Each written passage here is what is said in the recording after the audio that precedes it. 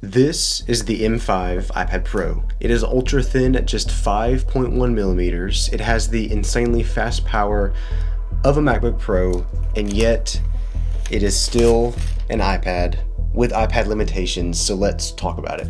So why would someone be interested in this iPad? Well, as the name suggests, Apple has put the M5 chip inside of this iPad Pro, but the issue is not the hardware. You see, we have been at the point where hardware is not the limiting factor of these iPads anymore.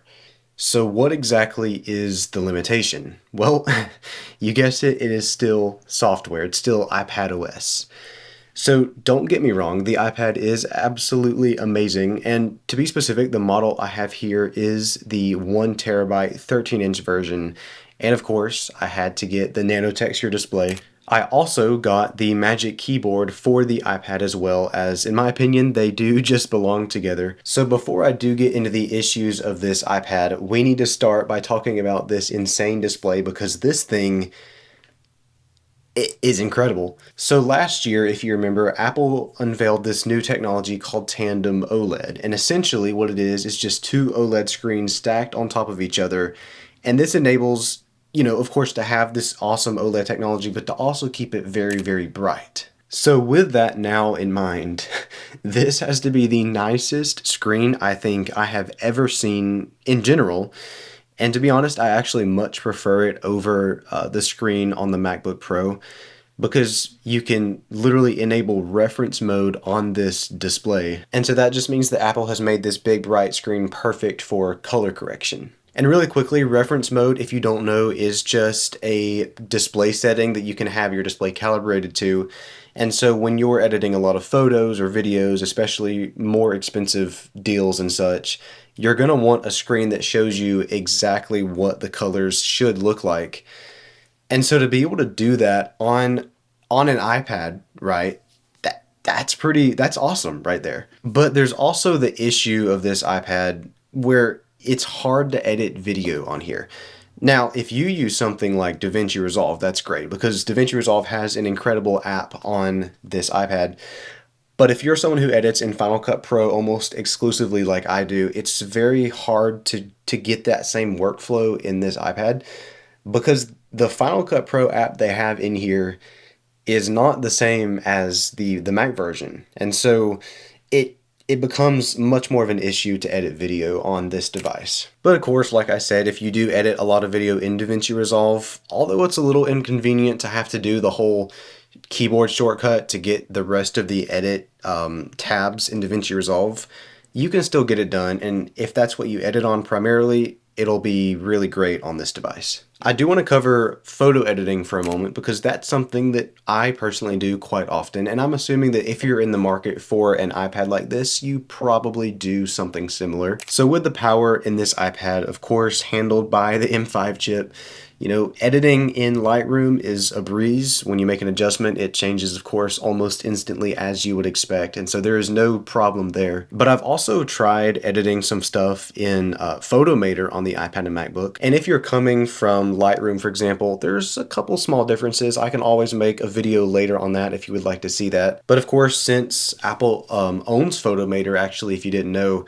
it runs, of course, as smooth as you'd expect it to, with edits pretty much happening in real time. So by now, we should all be aware that this iPad, or really kind of most of the iPad Pros in general, are built from the ground up to be used by professionals for professional work. I mean, the screen is bright and vivid and sharp. I love the addition of nano texture, because it removes those reflections and makes it more fun to use in different environments. Of course, it is bright and color accurate, and of course the power of M5 is always there for whenever you need it. So all of that kind of brings us to battery life. Now, you'd think that because of how large this screen is and how powerful it is, battery would probably suffer a little bit, but actually, due to the sheer size of the cells, the battery cells on the inside of this device, battery life has been phenomenal for me.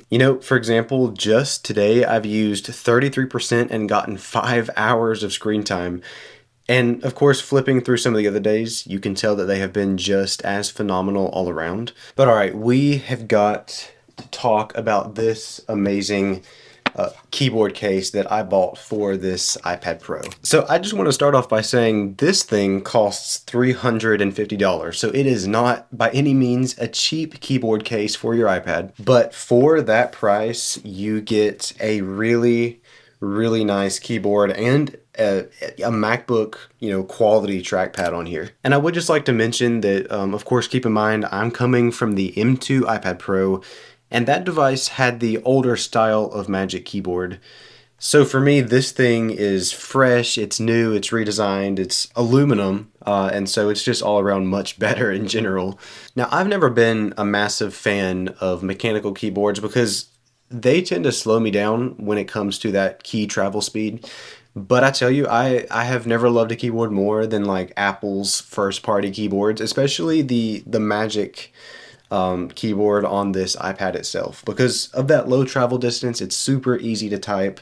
All of the keys are close together, so it works really well for myself. But also, back to the trackpad for a moment, I really love this trackpad. Like I said, it definitely was borrowed from the MacBook Pro, but to be honest, I am all for that because, its clicks are super satisfying, it's easy to use, it is much larger as well. And so it doesn't feel constraining to have to use this. So the last thing I want to actually talk about is the M5 processor in here itself, because, M5 is a desktop class powerhouse, which has essentially been shoved into this sheet of glass. I mean, it is, like I said, 5.1 millimeters thin, so it is impressive. And so I ran some benchmarks, and I got a single core score of 4,128, followed by a multi-core score of 16,341. I also did run a CPU benchmark and got 74,773 on metal. And just for a quick comparison for perspective, the M2 Pro chip from a couple years ago actually scored, I believe, around 78,000 on metal. And so this basically puts this base model M5 chip right under that. But of course, you know it, I know it, benchmarks don't always show what this iPad is capable of in real world use. So, how is it? I mean, look, no surprise here, it is absolutely amazing. It is fast at everything an iPad can do. I hate that this iPad is limited still by iPadOS. I know it's gotten better over time, and you can edit photos on here without any trouble, and it's super duper similar to a Mac.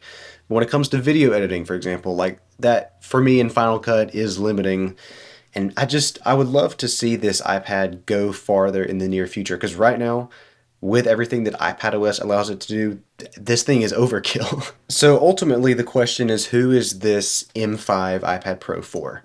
Well, I know I've brought up video editing a lot, but that's just what I do, and so that's my benchmark.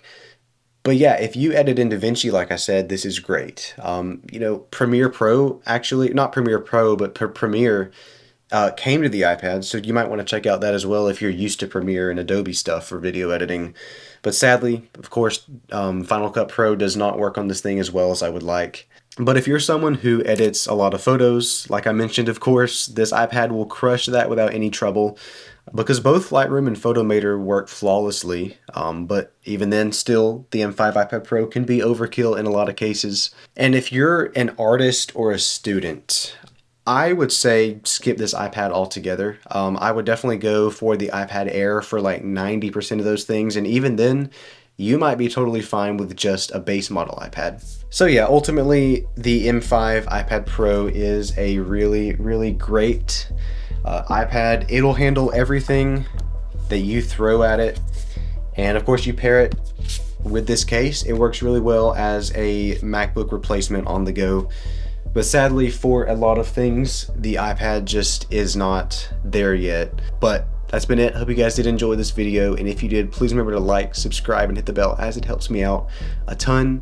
And I'll be looking forward to seeing you guys in the next one. We're going to be doing some Apple Vision Pro stuff. That'll be great. See you guys later.